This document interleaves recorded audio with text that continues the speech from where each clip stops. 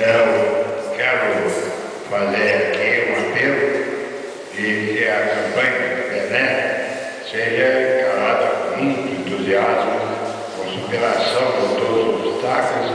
Afinal, a vida impõe que a gente supere todos os obstáculos quando a gente tem um objetivo. E o objetivo dessa campanha é o de Belo Horizonte. Belo Horizonte, que é uma cidade que representa uma tradição histórica criada no ciclo de ouro, de Tamanduá até a Diamantina, pegando os arredores de Paracatu até a Porta da Mata.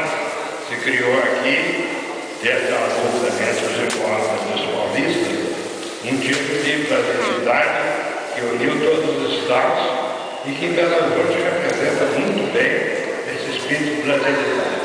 E fora hoje a Câmara dos Vereadores seja um amplo mercado dos açougueiros, dos motoristas, etc., e outros sobrenomes dos platafúrdios que se colocam na eleição, a Câmara Municipal de Belo Horizonte deve ser bem representativa da sociedade, deve ter o empenho de nós todos nos fazer representar na Câmara de Vereadores com aquilo que nós achamos que Belo Horizonte deva ser e que a população de Belo Horizonte deve ter.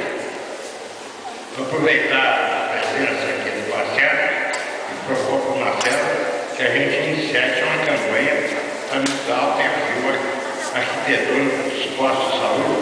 Estão muito pobres, cheios de bruto de madeira, construções rudimentares. As últimas construções foram feitas na época do Sérgio Ferrara e foram construções discriminativas. As construções de saúde foram feitas para atender uma população. O pessoal achava que era a população pobre.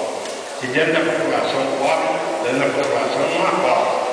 Há os pobres de espírito, mas esses pobres de espírito podem ter um patrimônio bastante grande, pode até ter condição de comprar uma eleição, mas não tem condição de comprar a consciência do cidadão efetivamente que sabe que pertence à cidade e que desejam fazer com que a cidade efetivamente se destaque entre todas.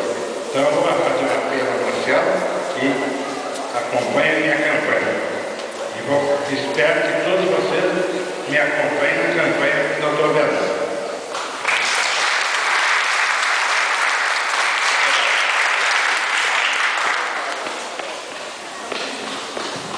Disse, é um prazer encontrá-lo aqui, viu? Uma honra.